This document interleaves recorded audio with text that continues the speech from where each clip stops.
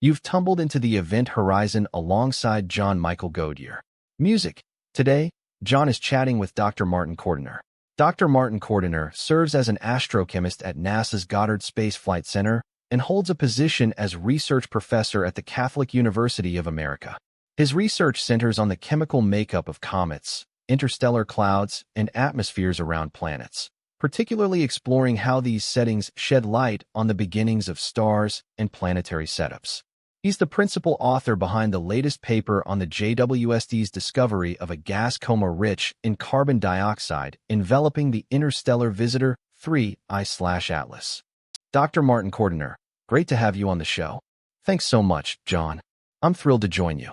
All right, Doctor, we've encountered, or rather, it's barreled into us, one of the most captivating astronomical breakthroughs of the past 10 years. And that's no small feat given we've already spotted two interstellar wanderers.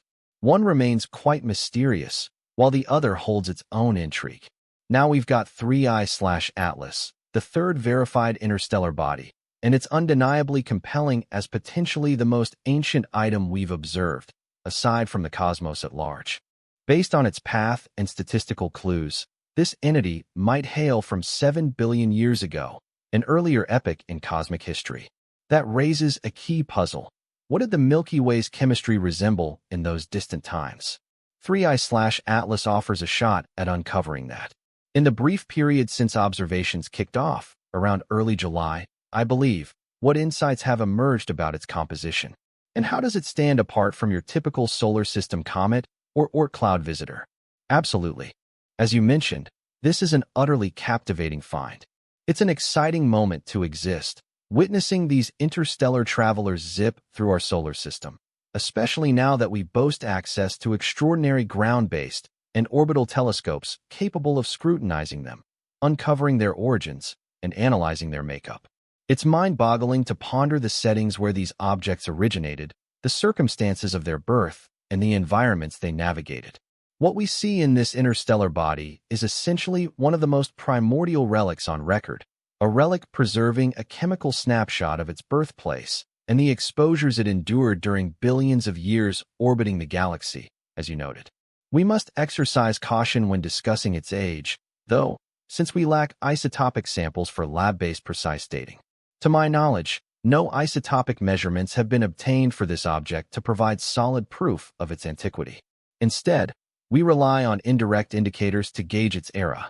The most compelling data stems from aligning its orbit with dynamical simulations of how such objects navigate the galaxy over time, retracing their paths to probable starting points.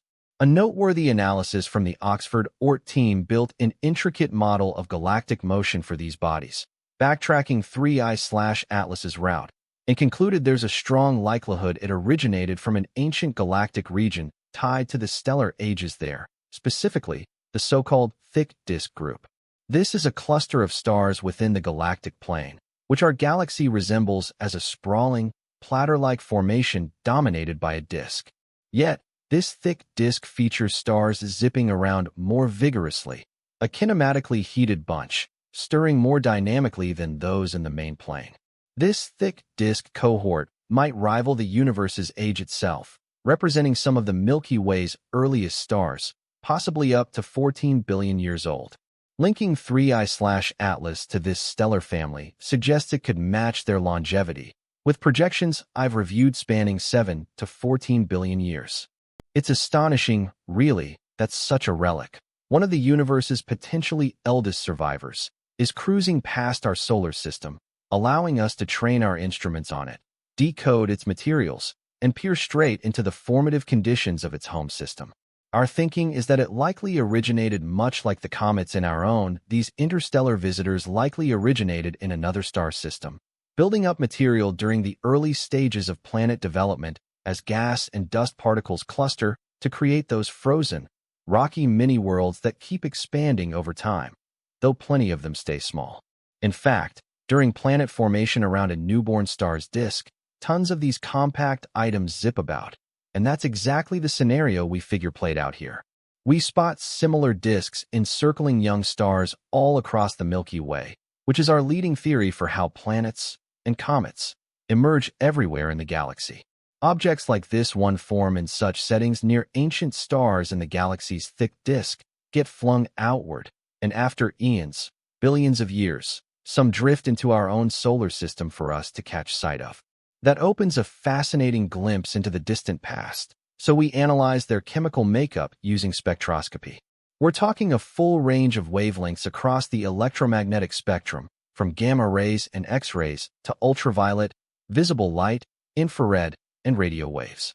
It's like having a toolkit at our fingertips to probe the chemistry of these bodies as they warm up and vent the gases locked away inside for all those billions of years. Basically, we just decode the spectrum to figure out its ingredients. And that's precisely what we've been up to. Astronomers globally have trained their scopes on 3I/Atlas, deploying our top space telescopes too. It's a full-scale mobilization, like a rare chance-of-a-lifetime event to scrutinize something this extraordinary. These interstellar passers-by pop up occasionally. This is just the third we've detected, and there are probably loads more out there. But we can't count on it. This one's unusually luminous, outshining Borisov and Oumuamua. No telling if we'll spot another so vivid anytime soon. Hence, every observatory worldwide is locked on, aiming to unravel its secrets. So what turned up? We're tackling that in our ongoing research, and I've just sent off a paper to the Astrophysical Journal Letters detailing the makeup of 3I/Atlas based on James Webb Space Telescope data. We grabbed stunning infrared spectra in a quick session, a brief initial scan to snag an early sense of its nature, components, and traits. We can dive deeper later when it's more illuminated. This was merely our opening shot. And the results? Absolutely stunning. The sheer volume of carbon dioxide, CO2, in the gases enveloping this thing. I call those escaping vapors its atmosphere, or coma. The coma is the standard term for the hazy envelope of comet gases. No preconceived notion that it's a comet on approach. We had zilch intel beforehand. Yet our data paints it as very comet-esque. It generates dust that scatters sunlight around it, thanks to the interplay between its dusty surroundings and solar energy. That was our initial clue of a coma. Then we detected the gases it's emitting, and with JWST, the CO2 signal leaped out loud and clear. We also caught subtler traces of carbon monoxide, and even dimmer hints of water vapor, H2O. Piece by piece, we're assembling its profile, and these are the classic volatiles we encounter in familiar solar system comets. Halley's, Hale-Bopp, 67P/Churyumov-Gerasimenko. So many comets with quirky monikers, showing up yearly as we catalog their chemistry through repeated surveys. Over and over, when we examine homegrown comets, these emissions trace back to ices sublimating from the core as sunlight warms them, creating that coma or gaseous shroud for us to study. Circling back to your query, John, 3I/Atlas is remarkably rich in CO2 but oddly low on water, yielding an elevated CO2 to water ratio. Stack that against everyday comets from our solar system, and this ratio ranks among the top. Not just high, but the peak recorded for objects at 3 to 4 astronomical units from the Sun, the zone where we tracked this one. We can discuss a quick look at how that ratio shifts with distance from the Sun and what we'd expect in terms of behavior. You see, this scarcity of water alongside plenty of CO2 is bound to alter as the body develops and draws nearer to the Sun, since water ice and carbon dioxide ice have distinct physical characteristics. Unlike CO2 ice, water ice resists turning into vapor or sublimating all that readily. It requires much higher temperatures to generate water vapor compared to CO2 vapor. Picture this. As the object swings inward, it remains pretty dormant when distant from the Sun. Originating from the Oort cloud, light years away, thousands of them, it's journeyed all the way to our solar system, nearing the Sun and beginning to warm. At that point, those ices begin to vaporize. The initial substance to go is carbon monoxide. Among the observables, CO stands out as an extremely volatile gas, eager to escape the ice and become gaseous. Once the ice warms past roughly 20 or 30 degrees above absolute zero, CO ice transitions straight to gas. Closer still to the Sun, CO2 starts releasing. Water, though, ranks among the final volatiles to emerge from the core. We suspect something like that is at play here. As 2I/Atlas edges toward the Sun, its water output should ramp up, causing the CO2 to water ratio to drop somewhat. Yet, relative to comets from our own solar system that we've studied, assuming it follows a comparable pattern, this one will likely stay CO2 heavy even up close, pumping out so much of it that the imbalance persists. Factoring in these effects from temperature and solar proximity, it still comes across as chemically atypical. Shifting to the low carbon monoxide levels and what that might mean. Could it suggest the object skimmed near a stellar system earlier in its path, losing some stock? Or perhaps it shed that CO en route, prior to detection? Is CO so fleeting that it vanished before we spotted it? That's a captivating query, diving into the essence of interstellar wanderers. What mix of chemicals and ices do they hold? What's their original makeup? Did they hail from a gas-rich birthplace? Might those components have evaporated later? Take Oumuamua. We observed no outgassing spectroscopically from that inaugural interstellar visitor, despite it being a frigid, icy body. Explanations for the missing activity include a close stellar flyby during transit, heating during ejection from its home system, or a brush with another star there, potentially vaporizing volatiles like CO or methane before arrival. Chemical alterations inside the object along the way add another layer of interest, ripe for lab astrochemistry work. We could bombard such ices experimentally, assessing survival rates, conversions to new forms, or outright sublimation. Those tests let us match predictions against detected compositions, forecasting shifts, and validating models through real data. Returning to the modest CO presence, the CO to water ratio in 2I/Atlas exceeds 1, around 1.4, so slightly more CO than water. In broader cometary studies, that's actually notable for its CO richness. Keep in mind, right now, this thing carries a solid CO load. But as it nears the sun and water activity surges, CO2 won't keep pace in activity, potentially leaving it appearing CO poured down the line, as you suggest. Regarding that object, all right, so it approaches, and right now we're examining its profile as it heads inward. Then it reaches perihelion, and perhaps we could investigate it using some Mars probes or similar tools when it's hidden behind the sun, out of view. Afterward, it continues outward. How do comets generally evolve overall? We haven't observed what this particular one will do yet, but for comets in our solar system, how do they alter chemically on their outbound journey compared to their inbound appearance? Well, when comets travel through the solar system, the ones we spot via telescopes, or even naked eye, as they streak across the sky and brighten, often swing fairly near the sun. The solar radiation hitting their surfaces intensifies according to that inverse square law with distance. So, the nearer it gets to the sun, the more the warmth surges with the square of the inverse distance. Consequently, the heating intensifies dramatically as the body draws closer. This triggers a heat wave penetrating from the exterior.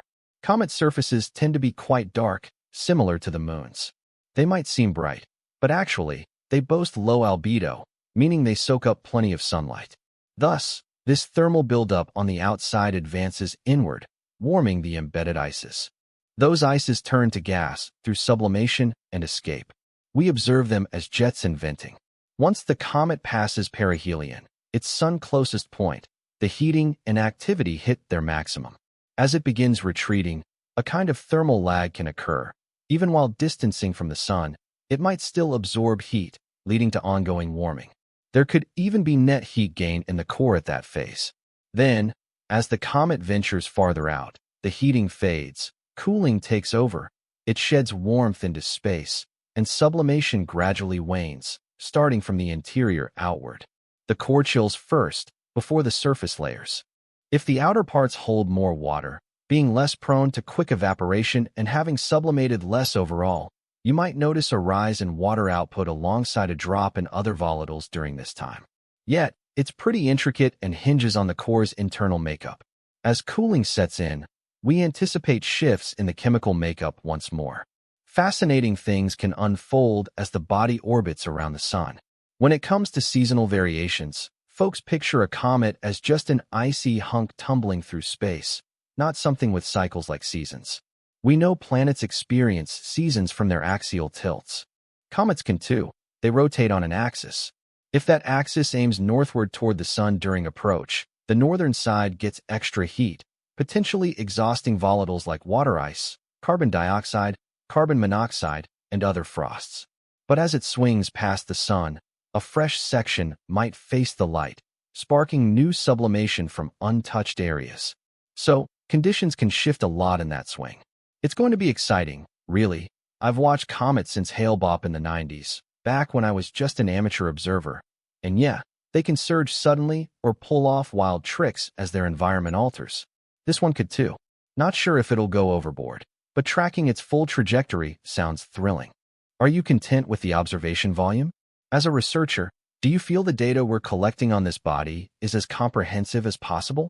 I'm a researcher. I always crave more info, John. In my view, there ought to be no cap on the data we gather from this rare and remarkable visitor. That said, I'm just one expert in a worldwide community of stargazers tackling galaxy mergers, dark matter, stellar births, and more.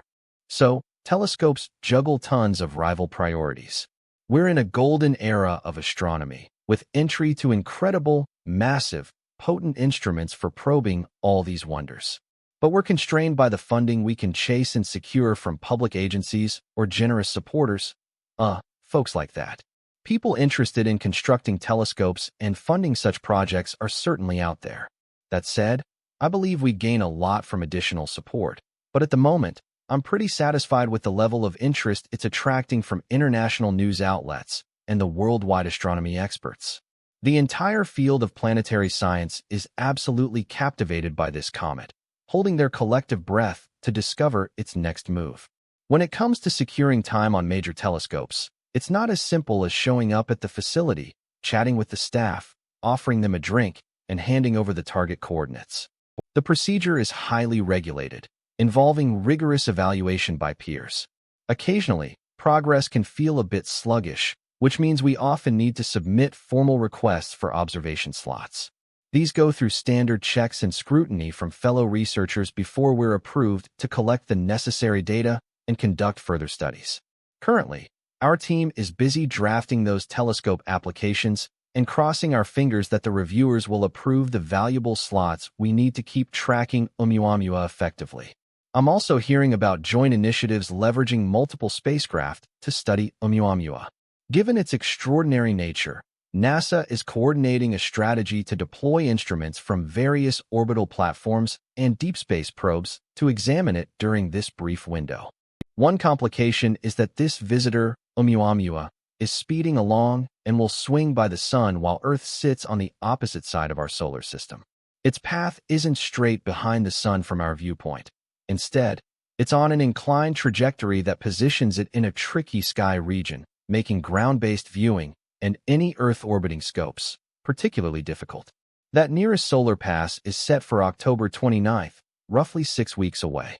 Being so near the sun will make it tough for us to track with terrestrial equipment, so we'll rely on assets in space. Fortunately, plenty of missions are active across the system. Juno orbiting Jupiter, plus Maven and MRO around Mars, along with several landers and satellites there. Those Mars-based observers should outperform Earth setups when it nears perihelion.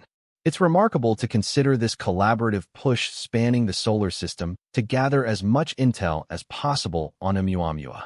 From that angle, I'm optimistic we'll achieve consistent tracking across key wavelengths, ensuring we catch any odd behaviors, or even the routine ones, which are vital to document. It'll undoubtedly shift and develop as it swings past, so having these observation strategies locked in is essential to sustain our fascination as astronomers. Regarding formation temperature, might the spot where this body originated in its home star system be shaping the chemical makeup we're detecting? Put differently, could there be separation of materials? With such a tiny thing, perhaps the water lurks deep within, away from surface heat that could vaporize it, while carbon dioxide and monoxide sit closer to the top. Is that feasible? Or am I way off base and it couldn't play out like that? We haven't pinned down its exact dimensions yet. Early guesses overlooked the coma, which boosted its apparent brightness, suggesting it might span several dozen kilometers.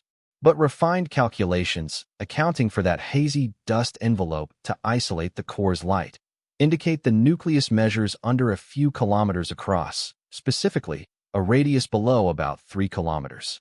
Still, on cosmic or planetary terms, that's tiny. Yet at that scale, differentiation can begin. The key factor is how slowly heat seeps into the core.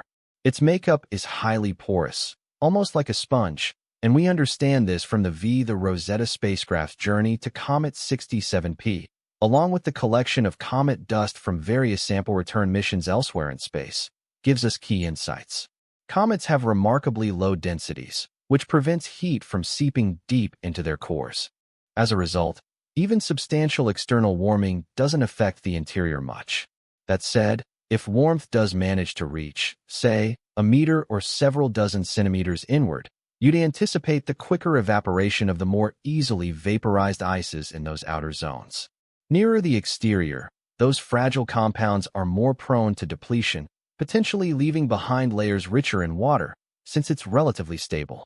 Of course, this oversimplifies the intricate thermodynamics and thermochemical modeling needed to precisely track shifts in internal chemical distributions over time or under varying heat levels. It's a rough outline, but I do think it could lead to a layered structure. You mentioned differentiation in bodies broadly. Here, we're considering zones potentially abundant in CO2, water, organics, or other frosts like ammonia or methane. Such chemical separations occur on smaller solar system objects. When discussing these, I mean icy satellites around Jupiter, Saturn, Uranus, and Neptune, or far-flung items like the dwarf worlds Pluto and Sedna, plus other trans-Neptunian bodies. Examining them reveals distinct separations in surface ices. This arises from multiple causes, including geological activity. Take Uranus's tiniest moons, spanning hundreds of kilometers. They're sizable enough that, during their birth in the protoplanetary disk or their formation subnebula, they likely developed layered chemistries. Lighter ices might rise to the top, while denser metals descend to the center. At those temperatures, such large-scale movements are feasible, yielding stratified forms. Comets, by contrast, are usually deemed too small for significant layering. They cool rapidly upon formation, shedding initial heat without retaining much. Yet, we can picture comets originating in varied protoplanetary disk regions. Closer in, icy grains might favor water. Farther out, they'd lean toward carbon dioxide, carbon monoxide, or methane. Through blending mechanisms or gravitational stirring, these materials mix across the disk, shuttling planetesimals inward or outward. Perhaps two dissimilar chunks collide gently and merge, creating a composite with uneven makeup. Spotting stark compositional shifts, unaccountable by simpler means, could reveal these dynamic and chemical interactions. Plenty of possibilities emerge there. One compelling point is how outer solar system bodies, like the New Horizons target, show signs of two pieces merging gradually.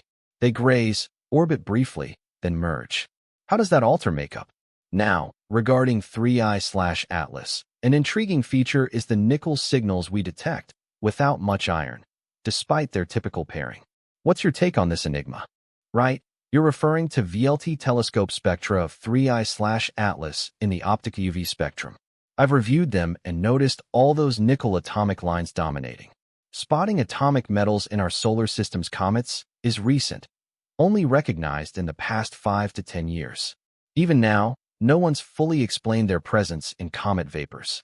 It's a fascinating riddle, and finding iron and nickel traces there really caught my attention.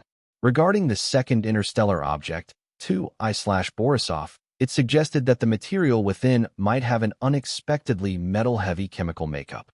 Now, with 3I/Atlas, we're detecting a high concentration of nickel, but no clear signs of iron vapor. Both iron and nickel emerge from the final stages of massive stars' evolution. We're pondering if 3I/Atlas hails from a metal-poor planetary system around an aged star, where the surrounding protoplanetary disk had fewer heavy elements during its development. It makes sense that 3I/Atlas could have arisen in a low metallicity setting, yet it shows a prominent nickel signal. Chemically, that's quite intriguing. From the viewpoint of element formation, it sheds light on how these heavy atoms are generated across the galaxy and incorporated into such objects.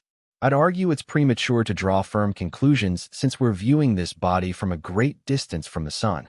We've discussed how various ices and compounds transition to gas and sublimate as the comet approaches. Iron might emerge later.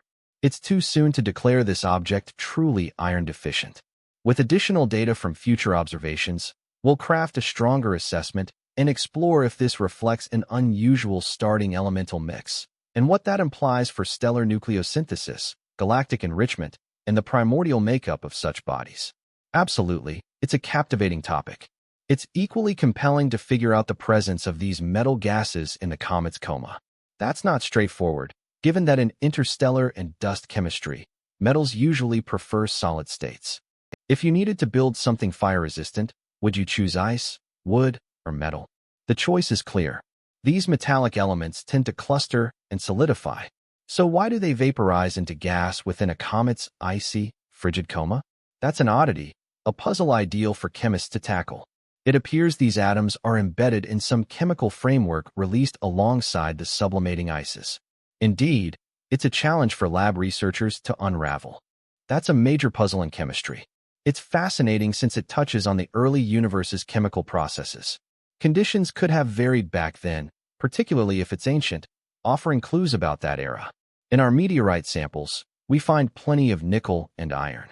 But this highlights differences when formation occurs far from the host star. We observe similar patterns in carbonaceous chondrites, linked to cometary stuff, where metal levels decline but persist. They maintain a roughly 7% nickel to mostly iron ratio, yet here there's no iron signal. It's puzzling. Could it relate to how asteroids evolve? We know of pallasites, bridging chondrites and iron meteorites, and full iron ones. Comets, however, don't differentiate much. Does that indicate the formation location in its original system? Was it in an ultra-cold region like our Oort cloud, or somewhat nearer? That anomaly might account for some of the strangeness. Exactly. There are numerous inquiries about asteroidal compositions and their origins. As you noted, asteroids often undergo differentiation, stemming from bigger bodies that heated up internally. For our solar system's comets, rich in hypervolatile ices like methane and carbon monoxide, they indicate formation from materials at incredibly low temperatures. Even molecular nitrogen, N2, turned up in comet from the Rosetta probe's encounter with 67P. It's highly unstable, meaning it wouldn't survive any significant heating. That's why I doubt our solar system's comets have undergone much thermal alteration.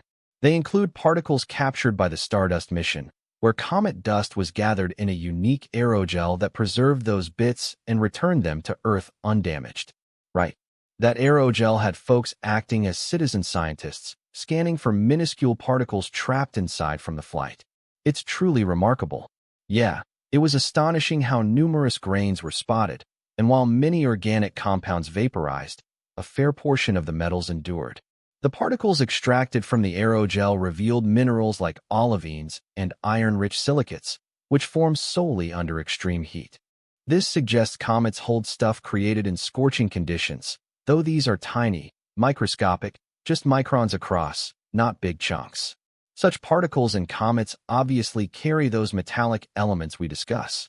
So yes, comets can embed them, but the way their chemistry yields pure atomic vapor when they sublimate remains a real mystery to me. Shifting to the unusual glow of 3I Atlas we mentioned earlier. It's brighter than typical for its kind, though that's relative. You'd need an 8-inch scope to spot it outdoors. Still, that brightness creates uncertainty about its dimensions, which Hubble helped narrow to around 2.5 kilometers or so, quite tiny next to Comet Halley, say, which was vastly bigger. Halley measured about 10 kilometers. Yeah, exactly, maybe 4 times larger. So this one's compact, though estimates aren't rock solid. Some suggest it could be much bigger if it pans out that way. The early upper bound hit 24 kilometers in July, but that's shaky now. That'd be odd indeed. Does anything about this thing make you hesitate? Beyond the intriguing chemistry, which is explainable enough, amid all the buzz around it, is there something that strikes you as overly bizarre, or does it fit okay within what we'd anticipate from an interstellar comet, considering our gaps in knowledge? Yeah, solid question, and plenty about it feels off. Nothing too outlandish to chalk up to natural causes, though. Based on its path and route, it's a bit odd, statistically improbable as it slices through the solar system. Kudos to the orbital simulators for mapping possible routes of these wanderers past the giants, since the sun's galactic motion boosts chances of spotting them from specific sky zones. and streams of such objects raise odds from certain star patterns due to gravitational pulls and tidal forces shaping them into flows. The Otahi-Oxford simulation indicated this one's origin is a tad unexpected. It's arriving from beyond the solar apex, so randomly selecting an interstellar visitor, you'd figure the northern celestial half. But this emerges from the south, near Sagittarius. That starting point is quirky, yet not wildly improbable. These can hail from anywhere overhead. Plus, its approach angle hugs our ecliptic closely, the disk where planets circle the sun, with 3I Atlas tilting just 5 degrees off that. So on its own, it's pretty improbable for this thing to follow a path that swings it so near to Mars, then Earth's path, and keeps heading outward while skimming right past Jupiter on its exit route. Overall, the path this object takes stands out as somewhat surprising, though not enough to make me think there's anything truly odd happening, just worth mentioning. Beyond the CO2, heavy coma, and the nickel-laden one we've already covered, another standout feature is that right after its discovery, and in the weeks that followed, it displayed this outburst or a boost in the sunward side of the coma.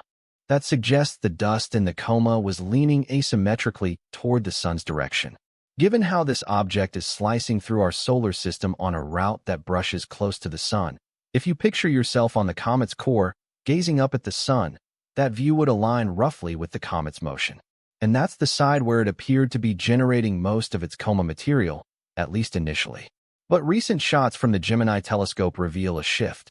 Unlike those first glimpses shortly after detection, now there's a tail or stream of rubble stretching more conventionally for a standard comet, aimed away from the sun. So, it's acting a tad more like your typical comet these days. We might puzzle over spotting a comet with a tail aimed sunward, but I prefer to frame it as a plume.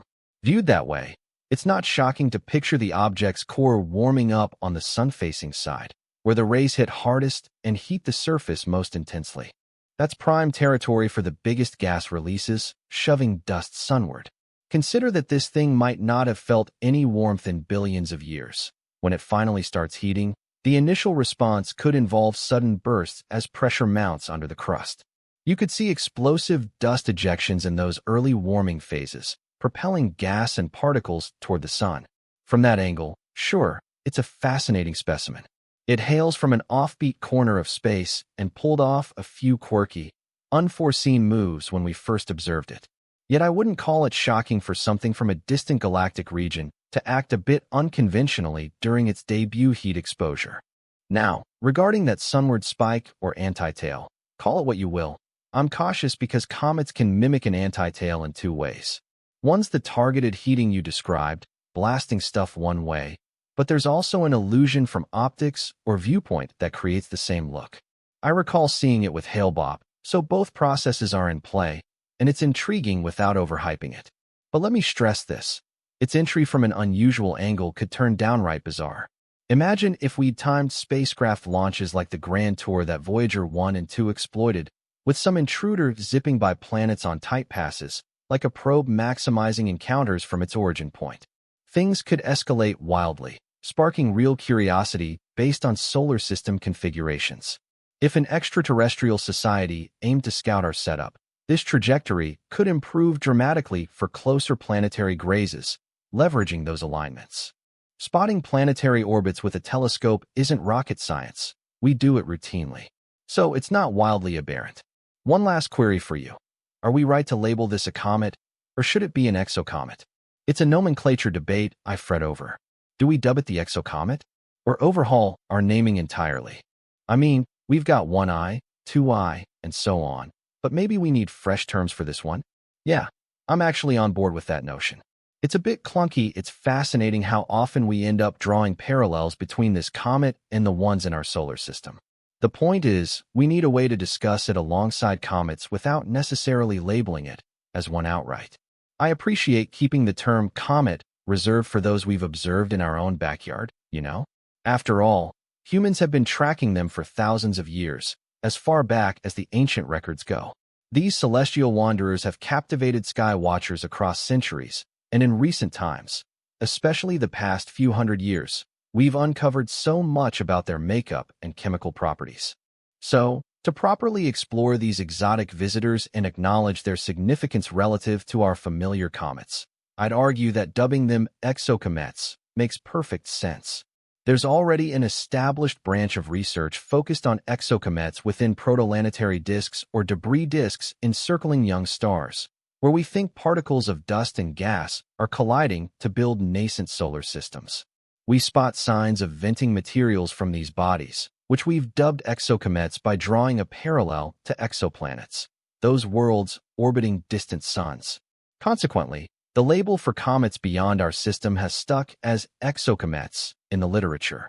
That said, interstellar comet feels like a solid name too, given how much time they've drifted through the vast emptiness between stars. Personally, I really dig interstellar comet. Exocom could work just fine, or perhaps former exocom. It's intriguing to recall those older studies that sifted through Kepler observations and identified potential exosystems transiting through, complete with a distinct, telling signature. Truly captivating stuff. But here's a thought. With improved tech, like an upgraded Kepler mission, might we one day distinguish whether a comet zipping past an alien star is on a hyperbolic path from interstellar space, cutting through yet another system? I doubt anyone's pondered that deeply yet. Doctor, thanks so much for chatting with us today, and best wishes as you delve further into this enigma. Count me in. I'm grabbing the snacks, metaphorically speaking, to watch how its composition shifts while it navigates the stellar neighborhood. Appreciate it, John. Plenty more analysis ahead. Catch Event Horizon and the channel as podcasts on Apple Podcasts, Spotify, plus YouTube memberships for ad-free early access, extras, and chill-out specials. Jump in today via the links under the video for your go-to service. Music, applause, music, heat, heat, music, heat, heat, music.